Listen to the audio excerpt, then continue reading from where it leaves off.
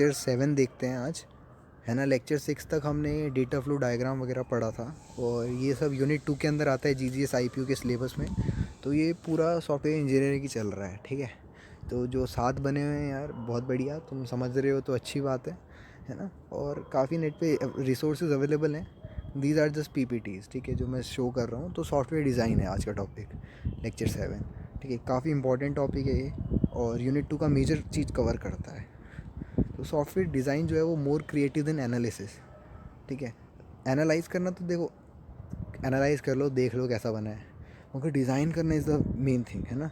तो problem solving activities आ जाती है। डिज़ाइन क्या होता है, हाउ सॉफ्टवेयर डिज़ाइन डॉक्यूमेंट, तो इसका SDD भी बनता है, ठीक है। तो डिज़ाइन फ्रेमवर्क क्या होता है कि इनिशियल रिक्वायरमेंट, फिर गैदर करना है डेटा को, ठीक है, फिर एनालाइज करना है रिक्वायरमेंट डेटा को, एरो हेड देख लेना, ठीक है। फिर validate the design against the requirement और obtain answer to the requirement question, convince of high level design या रिफाइन द डॉक्यूमेंट, ठीक है। सॉफ्टवेयर डिज़ाइन में एक सेटिस्फाई का एंगल होता है जिसको हम डिज़ाइन एंगल कहते हैं, ठीक है। और यहाँ पे आप कस्टमर और डेवलपर के नीड के बीच में जो एंगल बनता है उसको फॉर्म में शो करते हैं। तो conceptual design and technical design की बात करें तो व्हाट और हाउ की बात आती है, ठीक है। व्हाट में कॉन्सेप्ट आ जाता है, हाउ में टेक्निकल आ जाता है। तो डिज़ाइनर्स के पास टू पार्ट डिज़ाइन प्रोसेस, तो इसको 2 पार्ट में डिवाइड कर रखा है कि कस्टमर और सिस्टम बिल्डर्स के बीच में किस तरह से चीज़ें बैठ रही हैं। तो कॉन्सेप्चुअल डिज़ाइन के आंसर्स कैसे होते हैं, काफ़ी बार क्वेश्चन पूछने से ना चीज़ें समझ में आती है कि ऐसा क्यों कर रहे हैं। तो where will the data come from, data कहाँ से आएगा। अब कुछ लोग डेटा ढूंढने में लग जाएंगे। फिर बोलने what will happen to the data in the system, फिर how will the system look to user, user को कैसे दिखेगा, क्या चॉइसेस होंगी यूज़र के पास, क्या टाइमिंग होगी, कैसे रिपोर्ट स्क्रीन होगी। तो questions are set of question are very important. Technical design describe करेंगे तो hardware configuration, software need, communication या IO, input output of system, architecture, network and ये सारी चीज़ें, ठीक है। टेक्निकल डिज़ाइन के लिए आपको क्या क्या चाहिए होता है, ये पूरा डिज़ाइन का टॉपिक है, ठीक है। आप थियोरेटिकली भी समझ सकते हैं और प्रैक्टिकली तो करना पड़ेगा आपको। करेक्ट एंड कंप्लीट, अंडरस्टैंडेबल होना चाहिए और एट द राइट लेवल होना चाहिए, मेंटेन करा जाना चाहिए, ठीक है। तो सॉफ्टवेयर डिज़ाइन में ये देखो इस फिगर में, the transformation of the informal design in detail. तो इनफॉर्मल डिज़ाइन आउटलाइन हो गया, इनफॉर्मल डिज़ाइन हो गया, मोर फॉर्मल डिज़ाइन हो गया, फिनिश डिज़ाइन हो गया। मॉड्यूलैरिटी के बारे में जान लेते हैं। There are many definition of the term module ranges from, अब देखो मॉड्यूल को कोई लोग फोर्ट्रान सब रूटीन कहते हैं, कोई ADA पैकेज कहते हैं, procedure and function of Pascal and C, ठीक है। मॉड्यूल्स आपको समझ में आ रहा होगा ना, जैसे जावा में मॉड्यूल्स होते हैं, है ना, जैसे C++ जावा के क्लासेस होते हैं, जावा पैकेजेस होते हैं। Software design, all these definitions are correct. A modular system consists of well defined manageable unit, ठीक है।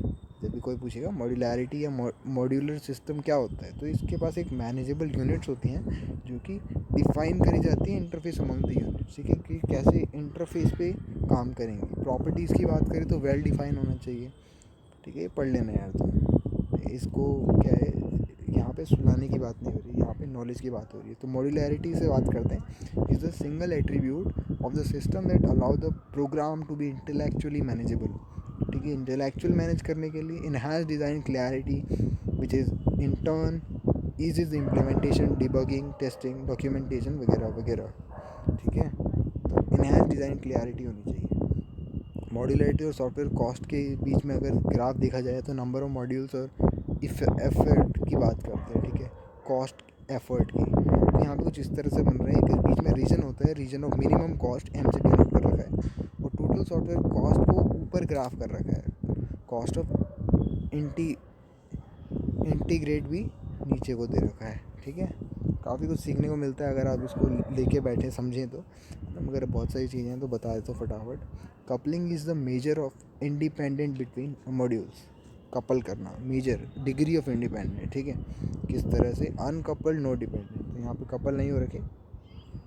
देखो मॉड्यूल कपलिंग में आ जाता है लूजली कपल्ड, सम डिपेंडेंसी, कुछ तो डिपेंडेंसी है, मगर यहाँ हाईली कपल्ड है, ठीक है, हर एक से एक कपल्ड हो रखे हैं। This can be achieve as controlling the number of parameter, avoid passing undesired data, maintain करना पेरेंट चाइल्ड रिलेशन को, पास करना डेटा को, वगैरह वगैरह। एग्जाम्पल ऑफ कपलिंग आ जाता है, consider the example of editing a student record in a student information system. ठीक है, अब कपल कर रखा है आपने तो ज़्यादा वो होगा, एक जगह आपने कनेक्ट कर दिया तो हर जगह से कनेक्ट हो रखा है।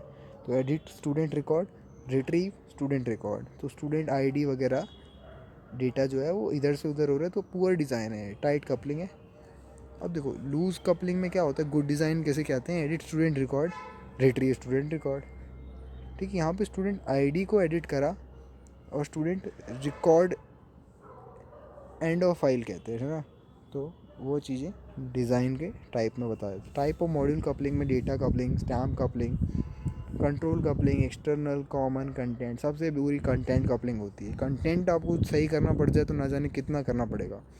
ठीक है, डेटा कपलिंग भी होता है वो। यहाँ पे देखो राइट साइड में मॉड्यूल कपलिंग लिखा है, तो इस फॉर्म में डेटा कपलिंग और data variable coupling, control coupling, ये सब दे रखा है ना। तो the given to procedure A and B we can identify number of ways हम कपल कर सकते हैं। तो डेटा कपलिंग की बात करें, जिसको हम बेटर कह रहे थे, the dependency between module A and B is said to be data couple if that dependency is based on the fact that communicate by one pass only passing of data other than communicating through data, the two module are independent. बस data communicate हो रहा है, बाकी independency है। ठीक है, M1 देखो, module 1 के दो टाइप है, M11 M12।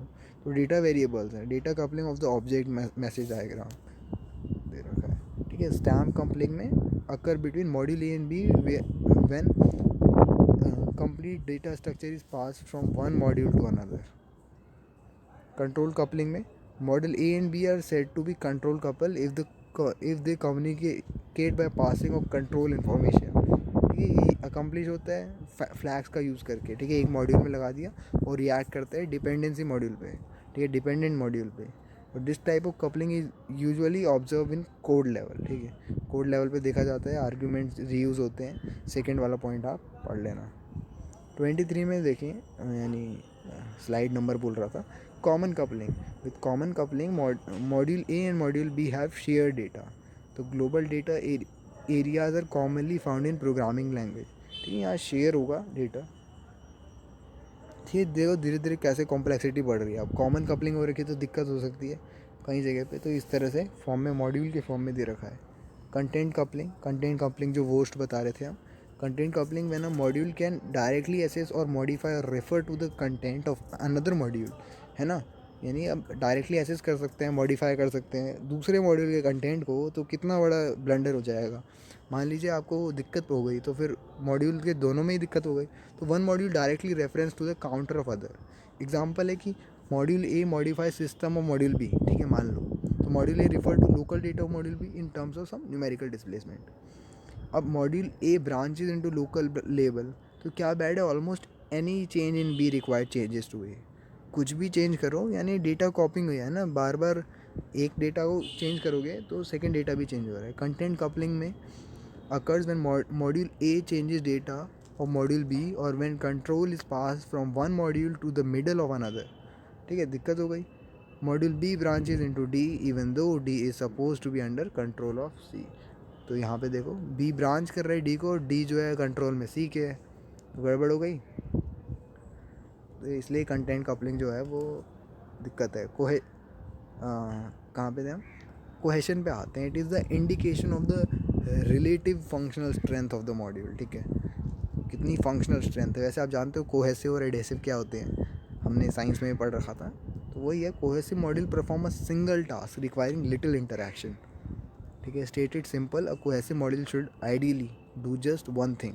तो cohesion is measured of the functional strength, और a module having high cohesion and low coupling is said to be functionally independent of the other module। Or by the term functional independence we mean the cohesive module perform a single task or function। ठीक है, काफ़ी समझने लायक language है। Module cohesion में cohesion को measure कैसे करा जाता है, degree to which the element of the module are functionally related. ठीक है, तो मॉड्यूल स्ट्रेंथ है, कोहेशन जो है strength of relation within the module. तो मॉड्यूल के अंदर किस तरह से बॉन्डिंग हो रहा है, कि रिलेशन बिटवीन कोहेशन कपलिंग क्या है।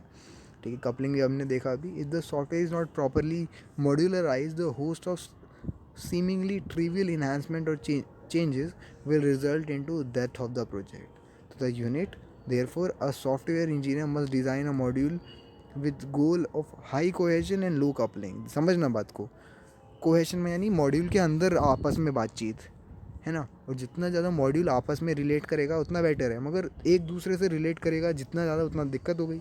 कंटेंट कपलिंग में क्या होता है, एक दूसरे से रिलेट कर जाते हैं तो एक डेटा चेंज होता है तो दूसरे मॉड्यूल में भी करना पड़ता है, यानी चांसेस ऑफ एरर ज़्यादा हैं. तो ये था हमारा रिलेशन. ठीक है, कपलिंग और कोहेशन में डिफरेंस दे रखा है, आप पॉज करके पढ़ सकते हैं, या मैं थोड़े पॉइंट्स डिस्कस कर लेता हूँ. It refer to the relationship between 2 and more module. ठीक है, कपलिंग में 2 या 2 से ज़्यादा मॉड्यूल, और यहाँ पे क्या होता है, रिलेशन बिटवीन 2 और more elements with in a module, एक मॉड्यूल के अंदर एलिमेंट्स को. ठीक है, it focus on measuring a module dependency with other module.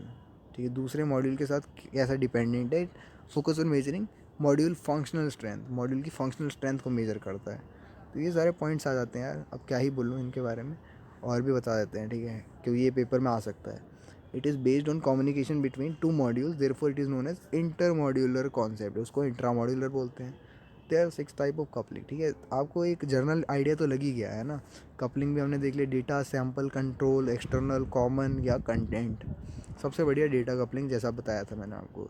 6 type of cohesive क्या होते हैं, functional, sequential, communicational, procedural, temporal, logical, coincidental. ठीक है, आप इसके बारे में सर्च भी कर सकते हैं, वरना बहुत वो हो जाएगा, कंटेंट ही कंटेंट ज़्यादा हो जाएगा. It is not possible to achieve no coupling among all modules, and it is possible to achieve full cohesive module. ठीक है, फुली कॉम्प्रिहेंसिव कर सकते हैं, कोई दिक्कत नहीं होगी उसमें, उतना बेटर रहता है.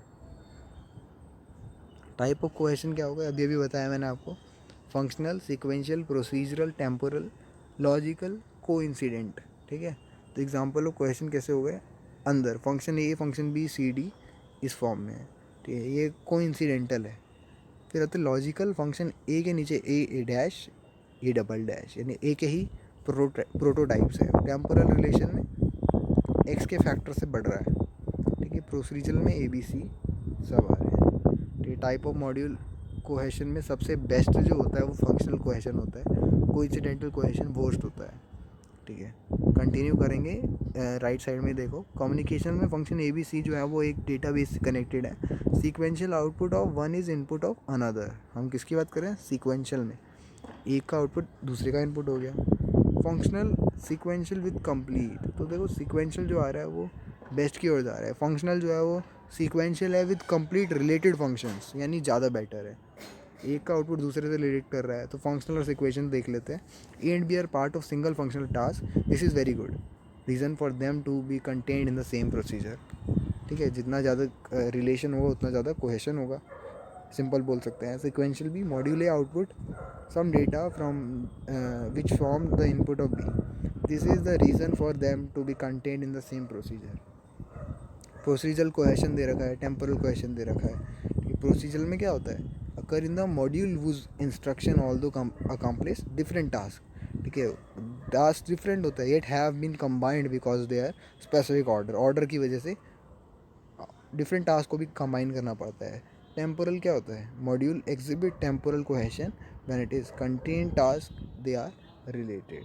ठीक है, ये देखो सबसे अभी हम नीचे नीचे की ओर जा रहे हैं. लॉजिकल कोइंसिडेंटल जो है वो वर्स्ट केस हैं. तो ये रे logical cohesion occur in module that contain instruction that appear to be related because they fall into the same logic और द क्लास फंक्शन, यानी रिलेटेड दिखती हैं मगर होती नहीं है ना. तो कोइंसिडेंटल कोहेशन में cohesion consist in module that contain instruction that have little या no relation to one another, relation नहीं है एक दूसरे के साथ, तो कोइंसिडेंटल हो जाएंगे, है ना. तो ये थे हमारे कोहेशन पढ़ा हमने, कपलिंग देखा, ये पूरा सिस्टम डिज़ाइन के अंदर आता है. तो लेक्चर 7 था आई गेस ये, है ना. तो होप आपको समझ में आ रहा होगा किस तरह से हम आगे यूनिट भी कवर करते जा रहे हैं और लॉजिकली भी चीज़ों को समझते जा रहे हैं.